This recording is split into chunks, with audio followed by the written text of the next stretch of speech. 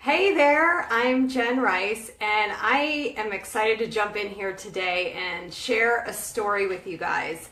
I was watching this great video this morning as I was getting ready for work, and it really struck me, and I felt like I really should share what it was about. So this video was with Tim Ferriss, which you guys might have heard from, about him. He's done the book, The 4-Hour Work Week. He's got podcasts and I think even a TV show. Anyway, what was most interesting in his show today was he was with this woman who lives out in San Francisco. She's a yoga instructor and a business owner. And she's really, just seems like a really neat person. And so she's in this super competitive market, right? I guess there's a lot of yoga studios probably all over San Francisco.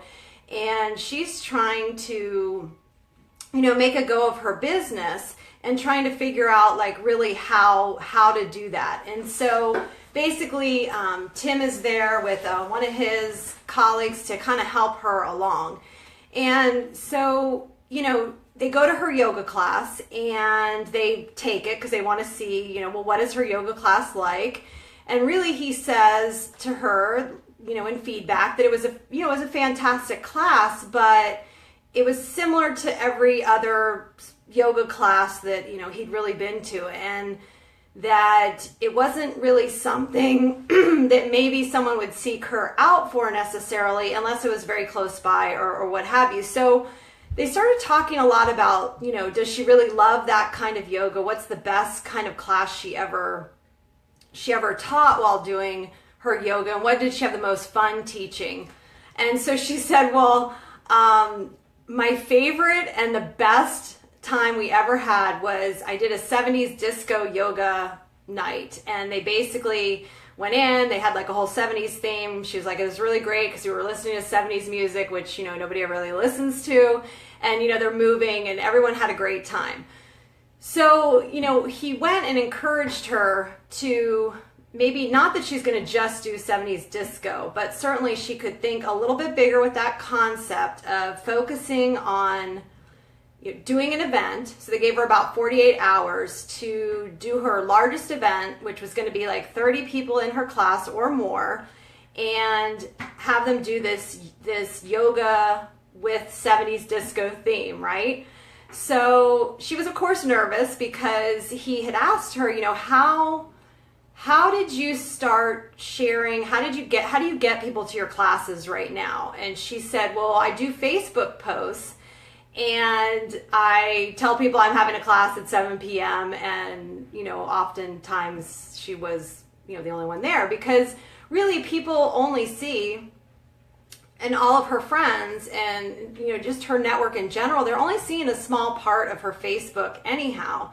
And so they were probably missing a lot of what she was posting of when her classes were. And I know we're talking about, yoga instructor in San Francisco and how she stands out, but it got me thinking about a lot of different businesses, a lot of different companies, certainly home businesses, brick and mortar businesses, my own business, my own, clinical work. Like, how do you stand out when there's a lot of competition, right? And so what he really got down to was like 3 main things that, that someone focuses on. But before I get to those 3, I just want to share that she went out and she did an Eventbrite. So used another platform to contact people. Plus she picked up the phone, asked for people to ask for other people to see if they were, up for coming to this 70s disco themed yoga event. And the long story short, they had the event. It was great. She had over 30 people there. It was the most money she'd ever made. And he was then trying to help her focus on, okay, what is her budget that she has to have her studio paid for? What is the income that she wants to really live off of? And it wasn't like this pie in the sky huge amount. It was really, I think, around $5,000 a month.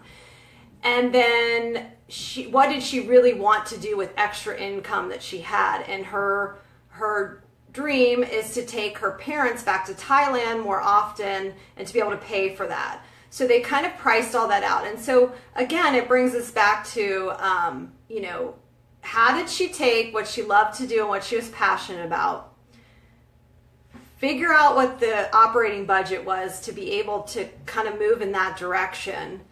Then how was she going to stand out, right?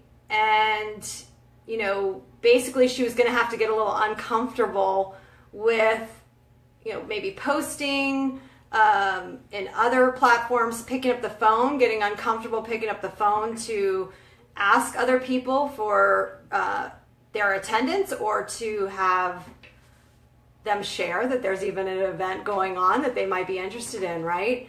So I love this concept, and I think it can really help any of us that are working on a business, working on a project, working on an exit plan, working on a transitional plan, whatever that might be. Is you have to get really, first thing is we have to get really specific, right? So you can't just do things the way that everyone else is doing them and expect to stand out in a field that's super competitive, right? So you can get really specific. And then secondly is getting creative. So her whole feeling that she had around when she was doing the disco theme was joy, excitement, energy. You know, she lit up talking about it, and that is what is going to propel her yoga studio to where ideally at some point, I'm sure they'll do other sort of things, but to maybe stand out initially, they've got this disco theme, and you know, the idea is that eventually there would be other people perhaps teaching. She can get away from time, you know, time to time, whatever it is that she decides to do with it. And then the third thing, the three main ways that, you know, you can really begin to try to stand out from the crowd is you have to market yourself in a unique way by either using, you know, especially if you're brick and mortar, or even online companies, or you're starting a new project, maybe you make something, like you're an artist. It's that delivery of marketing so that people even know what you have and what makes that different from what everyone else has. So I thought her story was just, it was just so fun to see, and the transition in her as she went along. And this was really like a week. I mean, they just kind of did this throughout like 1 week. And that was another thing that I thought was so interesting, is that I know when I make plans for things, I will be like, okay, 2 weeks, a month from now. Well, really, if I just began executing sooner, that would come to fruition faster, right? You kind of get so worried about failing, or worried about it not being successful or falling on your face, that you just don't do the action. And I think this simple lesson from someone who has a passion about yoga, who's in a huge city like San Francisco, who figures out how to make her passion and her business work, and then bring it to actually something that is, you know, profitable and exciting for other people, and something that's helping other people, right? So I hope you enjoyed this story. If you like it, I think it's on YouTube. And again, Tim Ferriss is, I credit him for just some really great ideas in helping other people achieve the lifestyle that he has, and that he's grown to really, you know, be passionate about sharing. So I hope you guys have a great rest of the day. I am going to head back to clinic here, and I hope that if you like this, you'll maybe share it with someone who you think could benefit from it. And if you have any feedback for me, if you have thought of creative ways to kind of make your business stand out, I think this is really where we are, is trying to have a unique position, but one that comes from your heart, not one that you, I don't know, sort of pop out of thin air, or someone else's, you know, that old imposter syndrome, someone else's idea of what you should be doing. I think when it comes from your heart, it translates to what you put out there. So that is really helpful to me. If you like my content, I do have a new website that launched this week. It's JennRiceInternational.com. And over there, I'm going to be having a little bit more blog content, different information. Of course, there's a little dermatology, but there's a lot of following passion projects and entrepreneurship, since that's the journey that I've been on for quite a while. And I hope you guys have a great rest of Tuesday. Take care.